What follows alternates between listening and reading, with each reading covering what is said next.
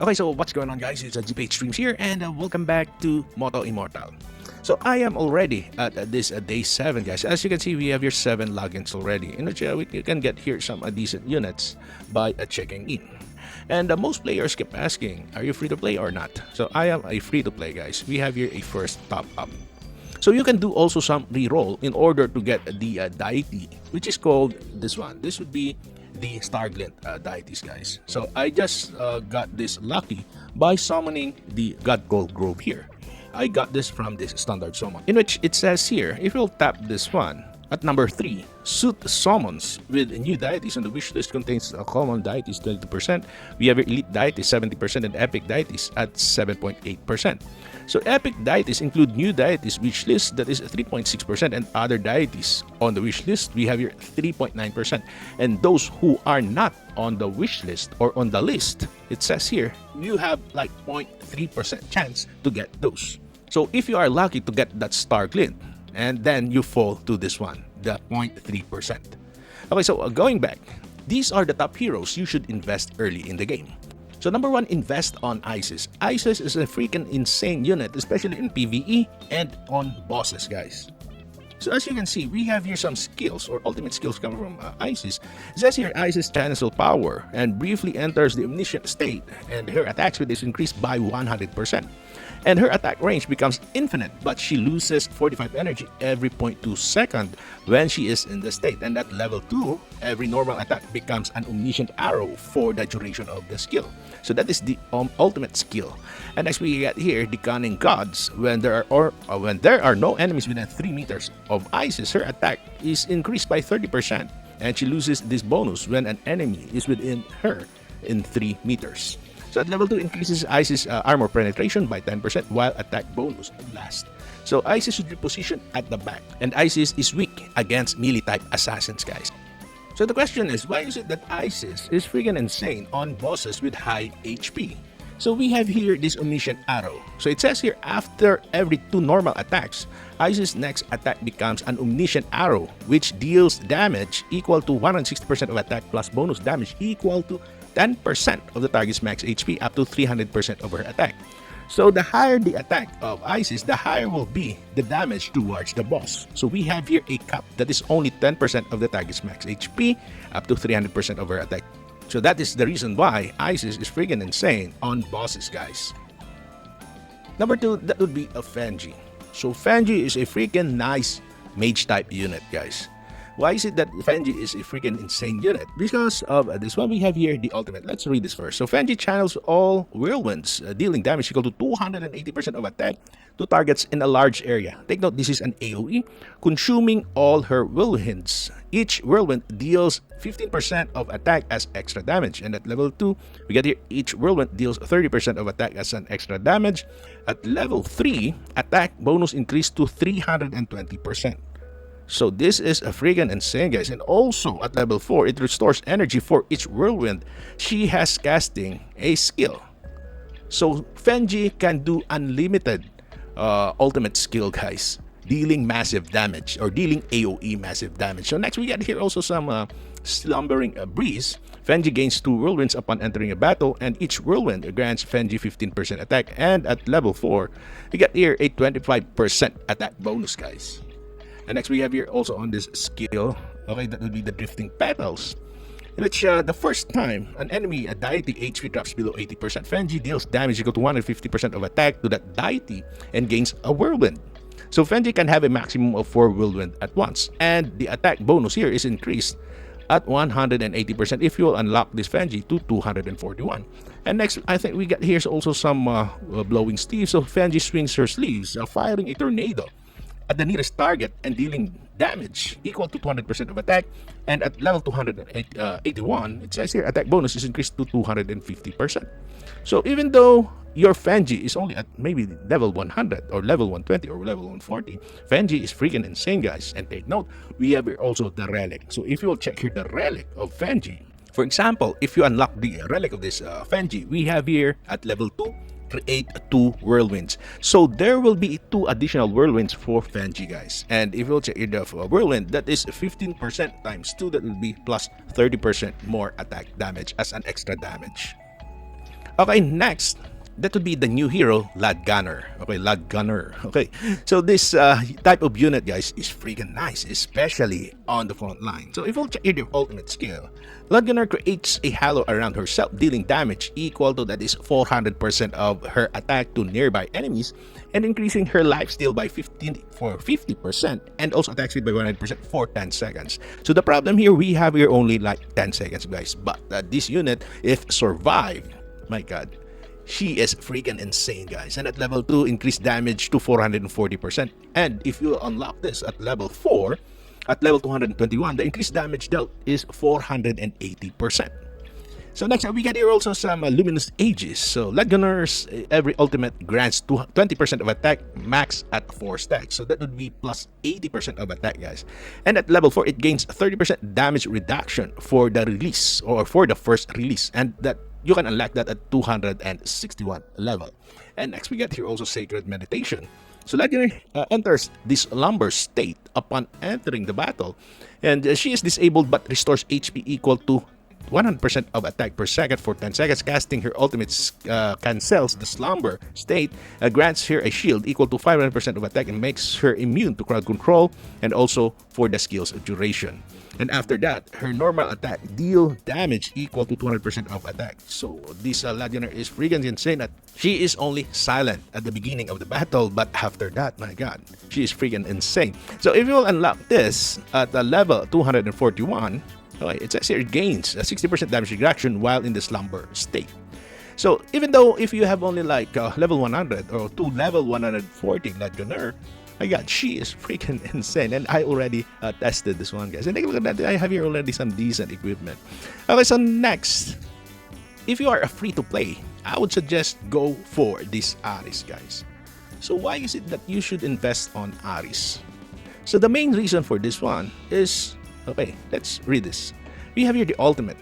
So ARIES leaps up and slams down, dealing damage equal to 360% of attack to enemies in a cone and knocking them back. And she gains a super armor and 20% increase or attack increase for 8 seconds.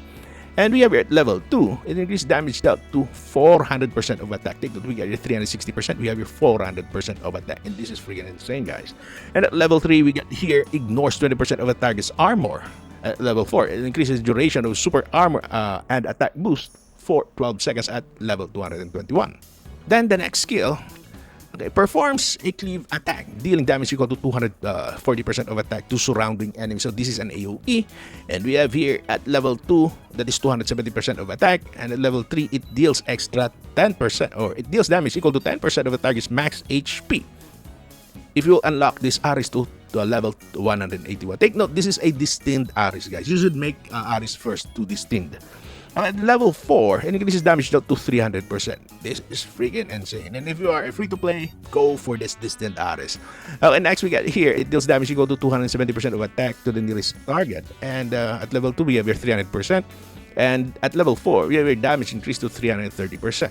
Furthermore, we got here also another skill, okay, that is a passive. And this is what I really like. So it gains 20% of lifesteal during the battle, and also it increases armor and magic resistance by 25% for each nearby enemy, stacking up to 5 times. So more enemies, the better will be this increase in armor and also magical resistance. And at level 4, it says here, attack increased by 10% for each enemy unit. And also at level 3, we got here some lifesteal. That is 25%, guys. Wow. And of course, this is what I really like. The relic of ARIES or destined ARIES. If you unlock the relic of this ARIES, it says here ARIES restores 15% of lost HP every second. And at level 2, it restores 18% of HP per second. And for every 10% of max HP lost, it gains an additional 20% of attack speed for 10 seconds. And this effect is staggerable. That is at level 3. And also at level 4, restores 20% of lost HP per second. My god, this ARIES is freaking insane, guys. I tell you. Okay, next, that would be FREYA. But apparently, I don't have FREYA, guys. So if you'll check here, the skills description of FREYA, you have here on this ultimate. Okay, FREYA harnesses power of nature channeling for 8 seconds and restoring HP equal to 100% of attack to all allies each second, and restores HP equal to 110% per a second. And Freya gains super armor during her ultimate, and we get here also HP restoration at a 120% attack per second. So Freya is a freaking nice hero, guys, and I've seen this on top players. They invested so much on Freya, and I saw, my god, the Freya is a freaking insane. You can also use Freya as a tank. It's a tank support. My god. Okay, so next we got here some battle palette and increases all healing effects from Freya by 15% and increase a healing effect by 20% and so on. At level 4, increases healing effect by 30%. So we have here also some another healing. So HP restoration is equal to 100% of attack to the most vulnerable ally, and the restores HP equal to 100% of attack per second to them for 3 seconds. And at level 4, increased energy restoration, that is 150. Oh my god. You get here also some passive skill, stuns the enemy for 3 seconds, dealing damage equal to 100% of attack per second. And we get here also, okay, at level 3, the stunning effect lasts for 4 seconds, and this is freaking nice. And also at level 4, we get here enemies that take 20% more damage if they were stunned. And let's check here the relic, guys. So upon opening the relic, all allies take 20% reduced damage during Splendor of Love. So we have here the Splendor of Love, that would be the ultimate skill. And next, at level 2, it gives 300 energy upon entering the battle. And at level 4, we get your reduced damage taken by 40%. So I don't have Freya, but I would suggest if you are a paid player, get Freya and invest on Freya, guys. But if you are free to play, you need also some healing support.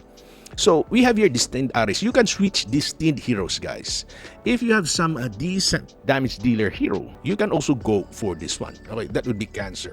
If you are free to play and you don't have some healer support, you can switch for Cancer. Cancer is a freaking insane support unit also if you make this Cancer as a Destined version. Okay, so next, that would be Anubis. So why is it that I suggest Anubis? The reason for this one, almost or most players will use ISIS, guys. So the better counter for that ISIS, that would be an assassin hero, and that would be Anubis. So this Anubis here, we get here some ultimate. So Anubis drains the soul of the weakest enemies, stunning them for 2 seconds and dealing 450% of attack as damage. And if the target is defeated, then the skill ends and Anubis restores 600 energy. Take note of that. And at level 2, it increases damage dealt to 500%.